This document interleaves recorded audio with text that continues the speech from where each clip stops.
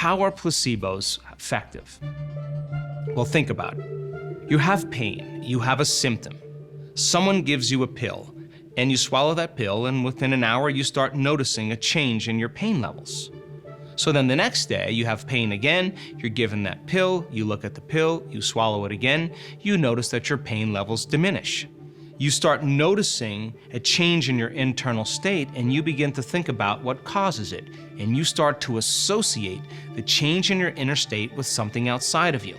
Keep doing it again the next day, doing it again the next day, do it again the next day, and then the day after, give someone a pill that looks just like that previous pill, but there's no drug in it. It's just simple starch or sugar. The person takes the pill, and by association, by conditioning, they start to notice the pain going away. So the first element of the efficacy of placebos is based on conditioning. And in this current model of the way we view health, so much of health has to do with taking something outside of you to change your state inside of you.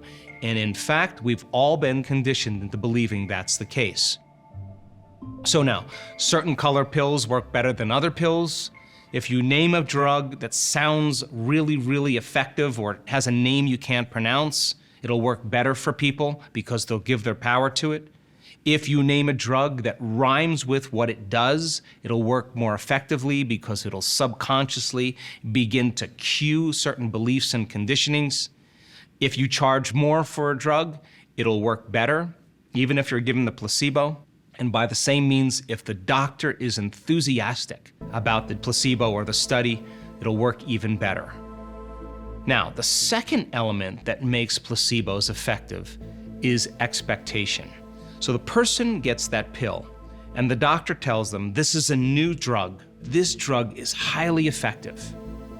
Think of that pill as a symbol of possibility. And when they grab that pill and they're about ready to take it, before they take it, they begin in their mind to begin to believe or accept or begin to think about that they could possibly change their health. And all of a sudden, they start getting optimistic. They start looking forward to the change. They start believing that there could be a change in their health. And when they're combining that clear intention with the elevated emotion of gratitude or optimism or excitement or inspiration, in a sense, they're changing their state of being. And so if conditioning then is based on the past, expectation is based on the future. And there's so many great studies on the power of expectation.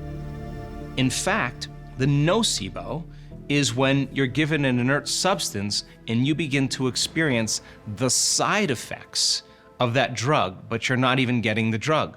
So now, for the person whose glass is half empty, and they're given a placebo and they begin to experience the side effects of that placebo, thinking they're getting the drug, and it's producing those elements where they start feeling bad, wow, it must mean then they're expecting some outcome subconsciously. In one study that was done with patients that were about ready to go into chemotherapy, the doctors told them that there was a high probability they would get nauseous after they were administered the chemotherapy. And 50% of those patients got nauseous on the drive over to their first chemotherapy treatment. Expectation means you begin to expect an outcome, and when you begin to expect an outcome, your body begins to physiologically change in anticipation of that effect. The third thing that makes a placebo effective is what we call assigning meaning based on learning information.